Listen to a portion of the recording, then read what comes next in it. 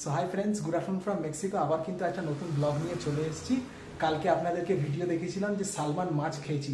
I am very lucky by the grace of God যে এত দামি মাছ কিন্তু খেতে পাচ্ছি। আমি একটু গুগল করে দেখলাম, ইন্ডিয়াতে কিন্তু 200 গ্রামের যে পিস যেটা আমি খেয়েছি সেটার দাম কিন্তু অলমোস্ট 18 থেকে 2000 টাকা। ভাবুন, পার 200 গ্রামের পিস 18 থেকে 2000 টাকা, তার মানে 10,000 টাকা কিন্তু কিলো অ্যাপ্রক্স। তো প্রচন্ড কস্টলি মাছ, এত কস্টলি হবে সেটা কিন্তু বুঝিনি, but it is worth it. প্রচন্ড টেস্টি কিন্তু, মানে এক পাশে যদি ইলিশ মাছ এক পাশে যদি সালমান দেওয়া হয়, I will be very confuse যে কোন মাছটা খাবো। তো আজকেও কিন্তু একটা বিভৎস দামি মাছ কিন্তু রান্না করব, সেটা হচ্ছে টুনা। চলুন ঝটপট আপনাদেরকে রেসিপিটা দেখাই, আশা করছি আপনাদের ভালো লাগবে।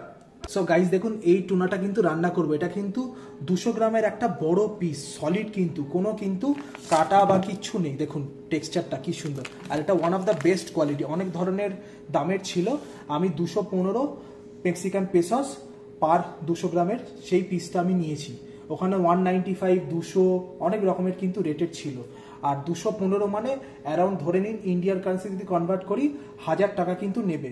কিন্তু ইন্ডিয়াতে অ্যাকচুয়ালি টুনার দাম কিন্তু অনেক। বড় সাইজের যদি ভালো কোয়ালিটির টুনা হয় মিনিমাম কিন্তু 3 থেকে 4000 টাকা কিলো হয়। আপনারা কমেন্ট করে জানাবেন কারা কারা এই টুনা ফিশ ভালো কোয়ালিটির বড় মাছ খেয়েছেন। চলুন রান্নাটা এবার স্টার্ট করি। এখানে কিন্তু স্প্যানিশে বলা হয়, দেখুন, আতুন। আতুন মানে কিন্তু টুনা, আর এটা কিন্তু প্রিমিয়াম কোয়ালিটির। এই দেখুন মাছটা কি সুন্দর দেখতে, প্যাকেট থেকে কিন্তু বার করেছি। এবার এটাকে ডিফ্রস্ট করে নেব।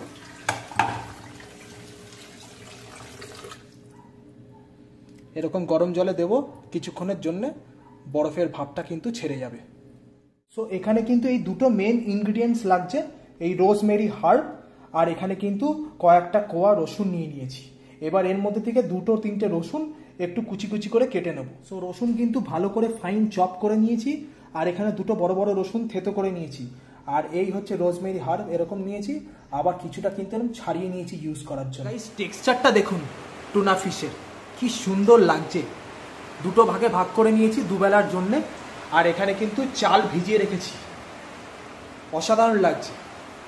বাইরের একটু ওয়েদারটা দেখিয়ে দিই, বিভৎস বৃষ্টি হচ্ছে। দেখুন বৃষ্টি দেখুন, ও। সো এবার কিন্তু মাছটাকে ম্যারিনেট করে নেবো। তার জন্যে এই দিয়ে দিচ্ছি গোলমরিচ।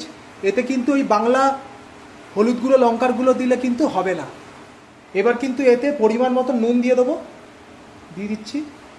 বেশি নুন দেবেন না, এগুলো সামুদ্রিক মাছ, নোনা কিন্তু একটু বেশি হয়। দিয়ে এবার কিন্তু ভালো করে ম্যারিনেট করে নিতে হবে, এটাকে ভালো করে মাখাতে হবে। নুন, গোলমরিচ সব কিছু কিন্তু ভালো করে, তবেই কিন্তু এর টেস্টটা খুলবে আরও। দেখুন আমি কিন্তু পুরো ভালো করে মাখাচ্ছি। টেক্সচারটা দেখেছেন, দুর্দান্ত কিন্তু।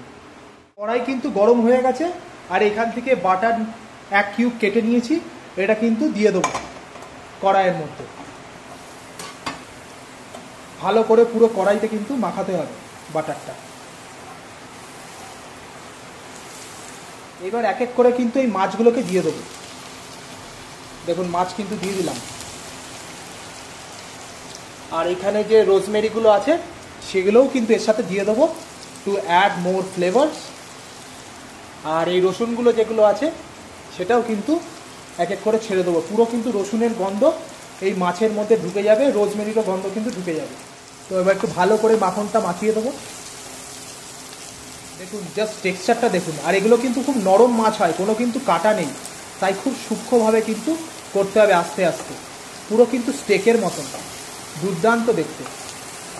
বন্ধুরা মাছটা ভাজার সময় একটা জিনিস খেয়াল করুন, সাইড দিয়ে কিন্তু গলে গলে ফ্যাট বেরোচ্ছে। দেখুন পুরো সাদা সাদা সাইড দিয়ে, দুটো পিসেই কিন্তু এগুলো সব কিন্তু ফ্যাট, তেল ছাড়ছে।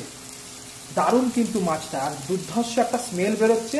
হার্বস, তারপর গার্লিক আর মাছের গন্ধ মিলেমিশে গোলমরিচের সাথে একাকার কিন্তু।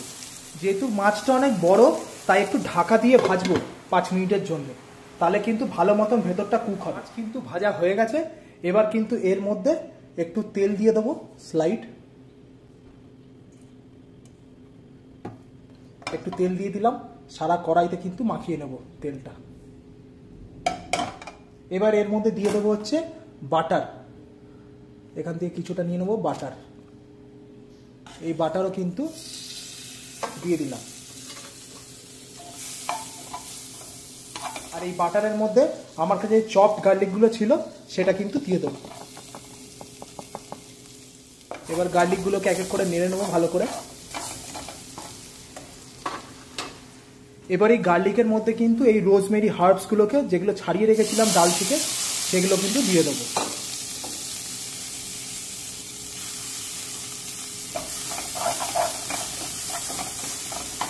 রোজমেরি আর গার্লিক কিন্তু ভাজা হয়ে গেছে।